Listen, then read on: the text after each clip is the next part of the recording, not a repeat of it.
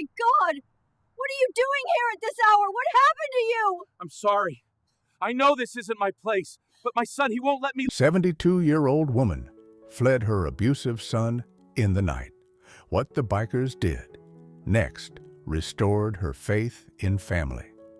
Sometimes dignity arrives at 72 with nothing but wedding rings and courage, and redemption emerges from unexpected guardians when love refuses to surrender to cruelty.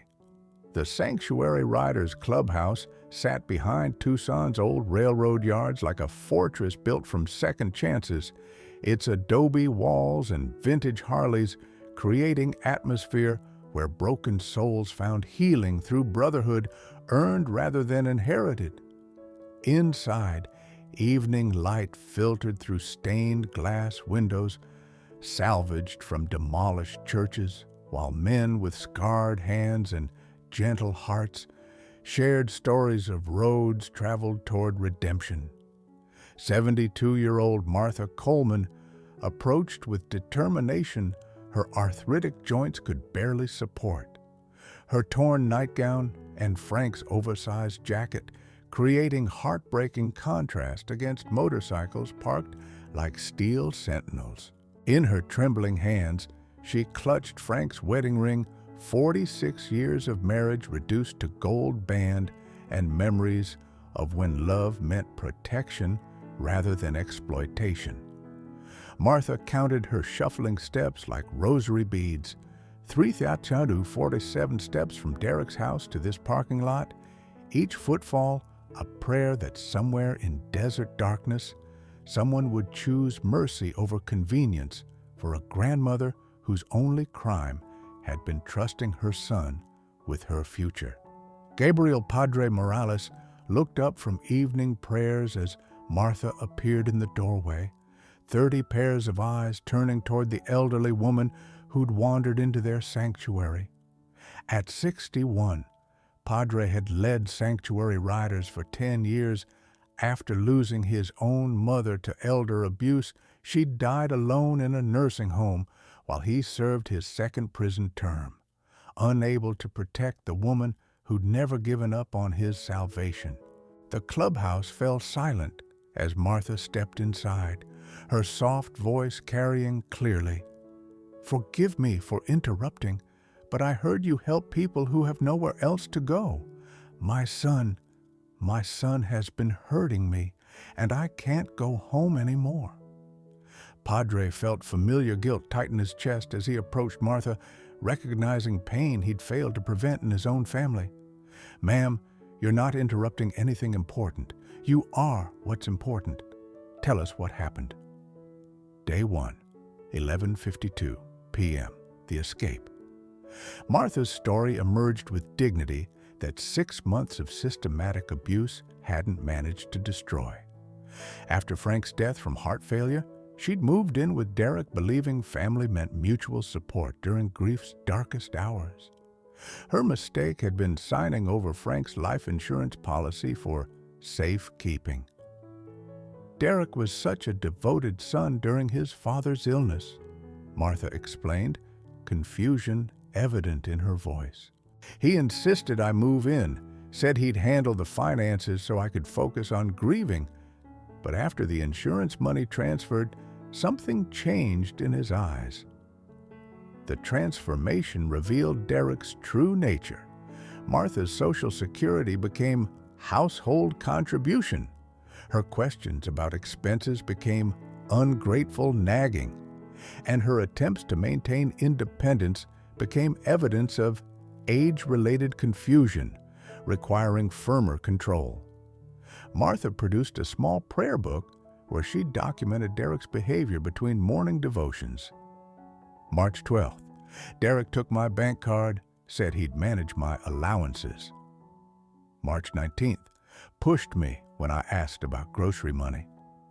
March 24th, locked me in my room for talking back about wanting to attend church. I started writing things down because Frank always said, "Truth needs witnesses," Martha announced with quiet pride, "even if the only witness is yourself." Padre examined the prayer book with growing amazement. His mother had tried similar documentation before her death, leaving behind evidence he'd been too imprisoned to protect her with. "Mrs. Coleman, your husband taught you well. This shows incredible strength." Day 1, 12:15 a.m. The decision. Rico Santos, Padre's vice president, felt protective fury building as Martha described Derek's escalating control, monitoring her phone calls, restricting her movements, and tonight's final assault when she'd asked about visiting Frank's grave on their anniversary. "He said I was a burden who should be grateful anyone would house me," Martha whispered, tears flowing down cheeks that bore 72 years of grace. "Then he grabbed my shoulders so hard I thought he'd break them. Said if I ever questioned his authority again, he'd have me declared incompetent." "Ma'am, that's not happening," Padre announced with conviction, born from personal failure transformed into purpose. "You're under our protection now." Day 2, building sanctuary. The sanctuary riders mobilized with efficiency that honored their redemptive mission within hours. They'd arranged safe housing, contacted elder abuse specialists, and begun documenting Martha's situation with thoroughness that would honor his mother's memory. But as word spread that Derek Coleman was searching for his mentally unstable mother while claiming she'd wandered off due to dementia, Martha realized her fight for dignity was just beginning. Day 2, mourning, healing, begins. Instead of another legal meeting, Padre took Martha to the clubhouse's small chapel where Sister Mary Catherine, a retired nun turned biker chaplain, was preparing morning meditation. Martha's eyes widened, seeing a woman her age moving with spiritual authority among men who clearly revered rather than merely tolerated her wisdom. "Child, when did you last eat without fear?" Sister Mary asked, setting homemade bread before Martha with sacramental reverence. "Derek controlled meal times," Martha replied quietly, looking at the warm bread like communion wafer. "Said I ate too much for someone who didn't earn keep. My appetite became smaller to avoid conflict." Rico watched Martha break bread with careful gratitude, his protective instincts triggered by seeing a grandmother rationing bites as if the plate might be taken away for ingratitude. "Mrs. Coleman, you eat when you're hungry here. No permission needed, no guilt attached." Martha looked up with confusion that broke every heart present. The concept of unconditional nourishment was foreign to someone who'd learned that basic necessities were privileges withdrawn whenever Derek felt she'd been demanding or difficult. Day 2, afternoon, legal fortress. Dr. Elena Vasquez arrived with specialized knowledge in elder abuse cases. Her psychiatric training focused on distinguishing between actual cognitive decline and trauma responses to systematic abuse. Her evaluation of Martha revealed sharp intelligence masked by learned helplessness. "Martha, Derek's claims about your mental capacity are manipulation tactics," Dr. Vasquez explained with professional warmth. "Abusers often gaslight victims into questioning their own sanity. Your prayer book documentation shows remarkable cognitive organization." But the legal challenge proved complex. Derek had obtained financial power of attorney through psychological manipulation, created false medical records suggesting cognitive decline, and was now spreading narrative that Martha's nighttime wandering proved she needed institutional care. Day 2, evening, personal stakes. The revelation that Derek was using institutional commitment as threat triggered something fierce in Padre. These tactics mirrored exactly what his mother's abuser had attempted before Padre's imprisonment prevented his intervention. My mother died in a nursing home while I was locked up, Padre shared during evening prayers, his voice carrying pain transformed into purpose. I couldn't protect her from family who saw her as burden rather than blessing. I won't fail another mother. Day 3. Community mobilization. Word of Martha's situation spread through Tucson's faith and veteran communities with desert wildfire speed. By evening, the clubhouse had become coordination center, supporting a grandmother whose mistake had been trusting her son with her twilight years. Father Miguel Rodriguez arrived from Martha's parish with documentation proving her recent active participation in church activities hardly behavior of someone experiencing cognitive decline. Martha Coleman has been pillar of our community for decades. Anyone claiming she's confused hasn't been paying attention. Day 4. Psychological warfare. Derek's response proved more sophisticated than typical family abuse. He'd contacted Adult Protective Services claiming his mother was suffering from paranoid delusions about family members and had been kidnapped by religious cult masquerading as motorcycle ministry. Martha's reaction revealed intelligence undimmed by abuse. Derek's always been clever with lies. He's painting me as crazy so nobody believes what I say about the money or violence. Day 5. Final gambit.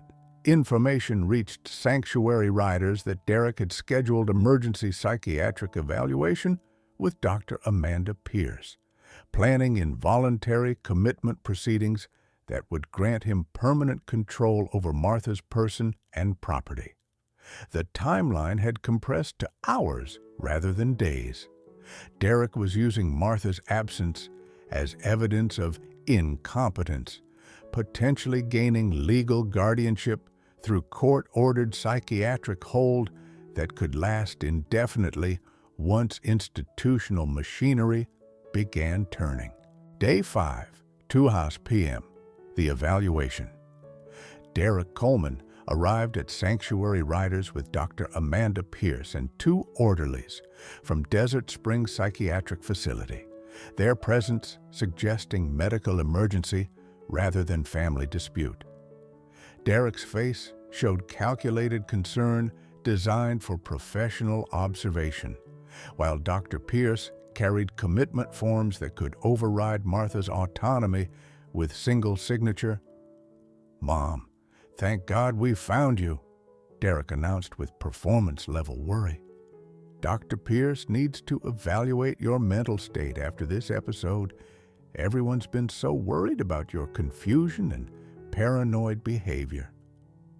Inside the chapel, Martha pressed against Padre's side, her elderly frame shaking with recognition of manipulation tactics that had controlled her for months. The dignified woman who'd been reclaiming her spiritual strength transformed into fearful victim whose survival instincts warned that Derek's medical concern always preceded increased control. Padre felt protective fury building as he watched Martha's reaction. The grandmother who'd been blossoming under respectful care was reverting to the broken woman Derek had created through systematic psychological warfare disguised as filial responsibility. 2:05 p.m. Medical Authority. Dr. Pierce stepped forward with clinical demeanor that suggested scientific rather than punitive assessment. "Mrs. Coleman, I'm Dr. Pierce. Your son contacted me because recent behaviors, nighttime wandering, paranoid ideation about family members, association with strangers who might exploit your vulnerability, suggest possible cognitive impairment requiring professional evaluation." The medical terminology carried implied authority that could override Martha's own understanding of her experience, transforming months of documented abuse into symptoms of mental decline requiring institutional intervention. "I'm not confused, doctor," Martha replied with quiet dignity. "I'm afraid. There's difference between forgetting things and remembering too much about being hurt." But Derek had prepared comprehensive documentation. Police reports about missing elderly woman, medical records he'd falsified suggesting age-related paranoia, and witness statements from neighbors describing her as increasingly isolated and erratic isolation he'd engineered through control tactics. 2:10 p.m., the test, Dr. Pierce began formal cognitive assessment, but Derek interrupted with apparent concern. "Doctor, she's been living with these motorcycle people for days. Who knows what they've been putting in her head about family members?" Sister Mary Catherine stepped forward with documentation that countered Derek's narrative. Recent church bulletins with Martha's handwritten notes, complex financial calculations from household budgets, and detailed correspondence with friends showing sharp mental acuity until Derek's isolation campaign began. "Dr. Pierce," Sister Mary announced with nun's authority, "I've known Martha Coleman for 20 years. This woman organized our parish food bank, managed complex volunteer schedules, and maintained detailed prayer lists for hundreds of parishioners. Anyone claiming she's confused is either mistaken or lying." 2:15 p.m., moment of truth. Dr. Pierce faced decision that would determine Martha's future. Accept Derek's narrative of concerned son protecting declining mother, or recognize systematic abuse disguised as medical emergency. Martha looked at the psychiatrist whose professional opinion could either restore her freedom or deliver her to institutional control. Knowing everything, her dignity, her remaining years, her right to choose her own ending, depended on whether one stranger would see truth over convenience. The evaluation balanced on edge of justice, with Martha Coleman standing at center of confrontation, determining whether age made someone vulnerable to exploitation or deserving of protection when family meant harm rather than haven. 2:20 p.m. Competency under fire. Dr. Pierce began systematic cognitive testing while Derek watched with barely concealed anxiety. Martha faced the most important exam of her life, knowing that failure meant institutional imprisonment, while success meant freedom to choose her own family. "Mrs. Coleman, I'm going to ask you some questions about recent events, personal information, and problem-solving scenarios. Take your time with each answer." Martha straightened in her chair, Frank's wedding ring providing strength as she began demonstrating mental acuity that would either save or condemn her. The questions started simple: date, location, current president. Martha answered with precision that impressed everyone present. But Dr. Pierce pressed deeper, asking about financial management, recent decisions, and long-term memory that would reveal either competence or decline. 2:25 p.m. Evidence unveiled. "Mrs. Coleman, can you explain your recent living arrangements and why you left your son's home?" Martha's response revealed intelligence that systematic abuse had tried but failed to destroy. "Doctor, I documented 6 months of financial exploitation, physical intimidation, and psychological manipulation. Derek stole my husband's life insurance, isolated me from friends, and threatened institutionalization whenever I questioned his control." She produced her prayer book, opening to pages filled with precise documentation. March 15th, Derek redirected my Social Security to account I can't access $1,147 monthly. March 22nd, prevented church attendance claiming I was too confused for social interaction. April 3rd grabbed my shoulders hard enough to leave bruises when I asked about visiting Frank's grave. Dr. Pierce examined the documentation with growing professional amazement. The dates were consistent, the details specific, and the organizational structure indicated cognitive function far superior to Derek's claims. 2:30 p.m., son's desperation. Derek's mask slipped as his medical intervention backfired. "Mom, you're embarrassing yourself. These people have filled your head with paranoid fantasies about your own family." But Padre stepped forward with evidence that destroyed Derek's narrative completely.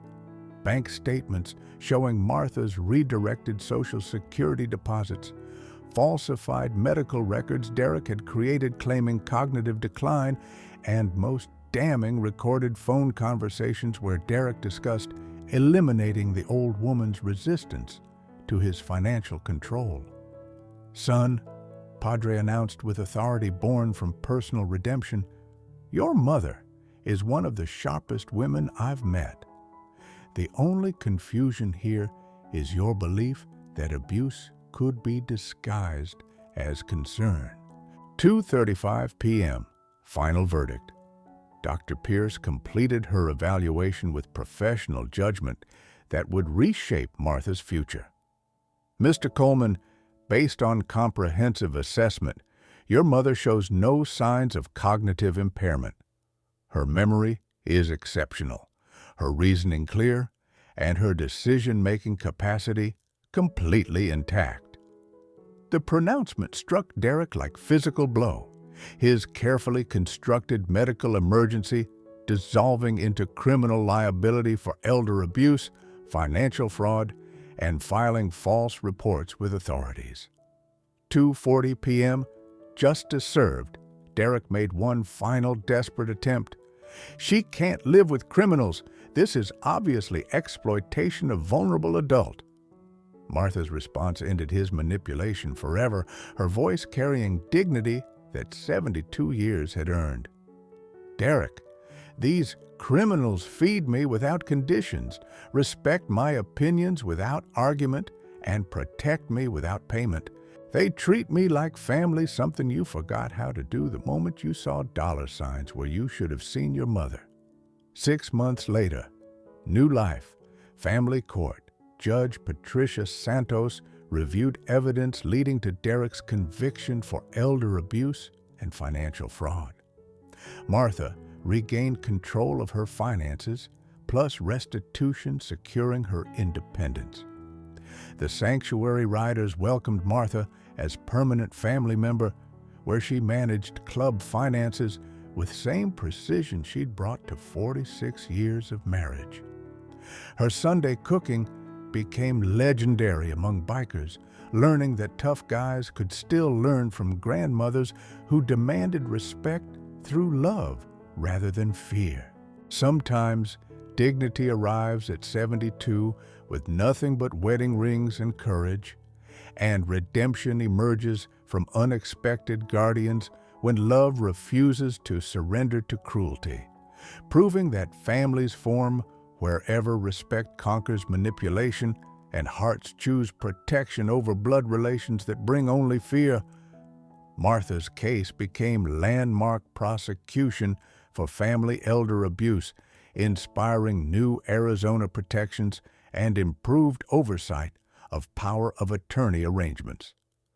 Her documentation methods influenced training programs, teaching elderly victims to preserve evidence through faith journals and prayer books. Sanctuary riders established nationwide networks providing security for elderly Americans facing family exploitation. Their transformation from traditional motorcycle ministry to elder advocates, inspiring similar initiatives among faith-based clubs across the Southwest. Padre's mentorship proved family bonds formed through mutual respect rather than biological obligation. Martha lived independently in club-affiliated housing until age 81, her sharp mind and generous spirit making her beloved grandmother to 3 generations of reformed bikers. At her funeral, over 400 riders formed honor guard while reading her favorite verse. Gray hair is crown of splendor. It is attained in way of righteousness. Her prayer book, donated to elder abuse advocates, continues helping seniors document their way to freedom through courage, faith, and revolutionary idea that grandmothers deserve protection rather than exploitation from those they raised with love.